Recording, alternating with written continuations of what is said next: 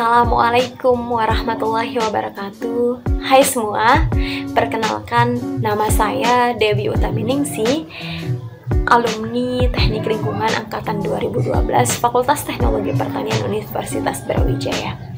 Saat ini saya sedang menempuh studi di University Science Malaysia, jurusan Environmental Science melalui Lembaga Pengembangan Pendidikan Provinsi Nusa Tenggara Barat yang dinamakan Seribu Cendekia. Saya mengambil beasiswa ini melalui jalur aktivis gitu. Jadi beasiswa ini adalah beasiswa untuk Seribu Cendekia yang dikhususkan bagi mereka yang berdomisili di Nusa Tenggara Barat.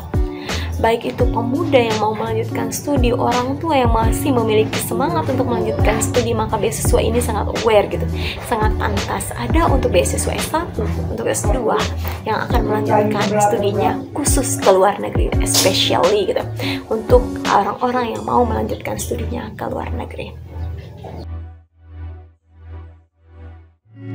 Beasiswa ini saya ambil karena banyak peluang yang sekiranya bisa saya dapatkan, bisa sesuai dengan kualifikasi saya gitu, sehingga saya memilih beasiswa ini.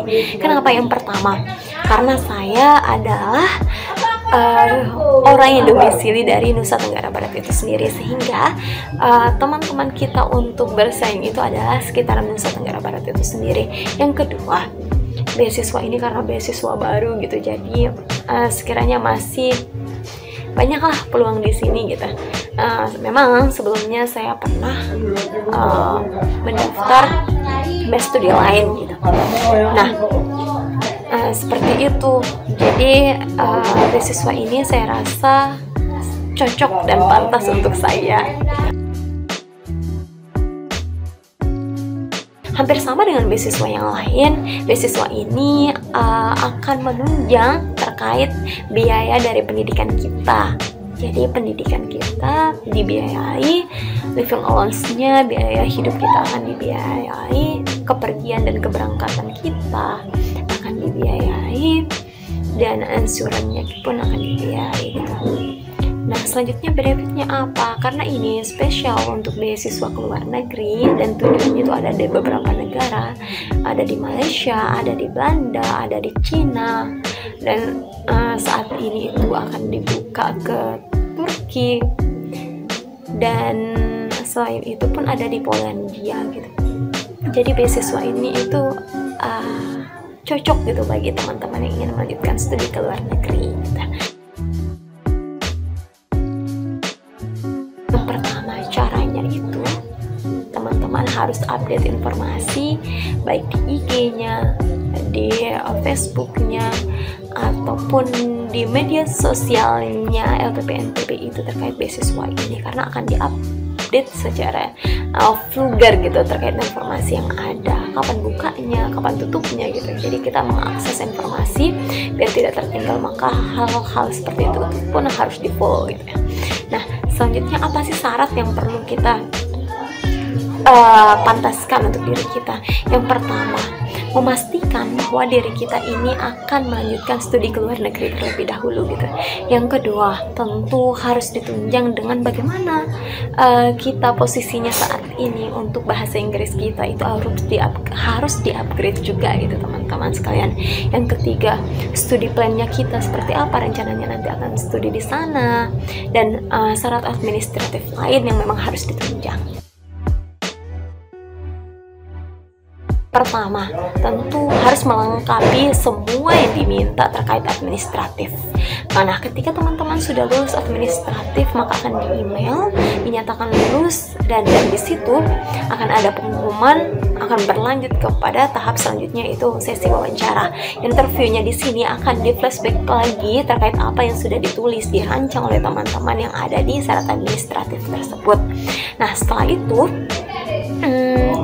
teman-teman akan berlanjut ke sesi selanjutnya by email, akan di email untuk kelulusannya. Bagi teman-teman yang ingin lulus, maka akan ada tahap selanjutnya untuk proses keberangkatan, pembekalan dan lain sebagainya. Tipsnya, teman-teman harus memiliki jiwa yang memang semangatnya tidak redup gitu. Semangatnya jangan semangat di awal, tetapi semangatnya continue. Jadi istiqomahnya gitu sampai teman-teman bismillah gitu dapat. Nah, update informasinya juga harus ditingkatkan, harus jangan sampai lalai gitu. Email masuk udah dapat beasiswa ternyata nggak di feedback lagi, nanti sesi selanjutnya nggak digubris lagi. Jadi ini hal-hal kecil seperti ini pun harus digubris oleh teman-teman sekalian. Dan triknya untuk bagaimana mendapat beasiswa ini gitu, teman-teman harus melengkapi persyaratan sesuai dengan syarat yang diminta.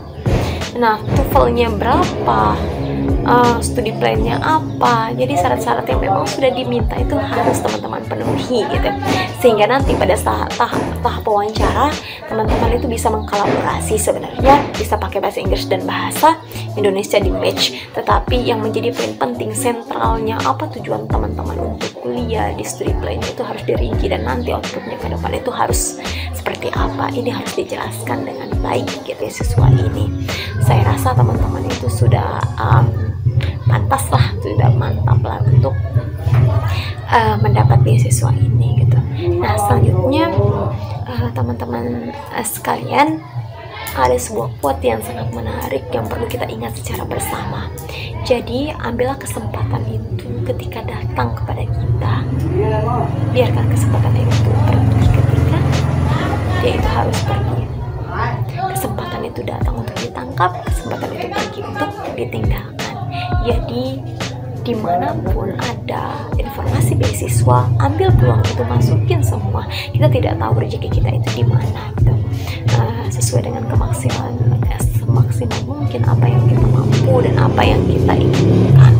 Nah, selanjutnya teman-teman sekalian, gagal itu adalah sesuatu yang memang sering dirasakan orang, tetapi orang yang sukses itu adalah orang yang pernah merasakan kegagalan. Dan di situ teman gagal satu kali di beasiswa satu, insya Allah akan berhasil di beasiswa yang lain. Jangan pernah berhenti hanya karena kegagalan saja gitu, seperti itu. Karena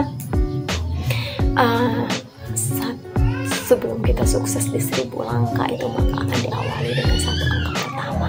Mungkin itu dari saya. Terima kasih. Assalamualaikum warahmatullahi wabarakatuh.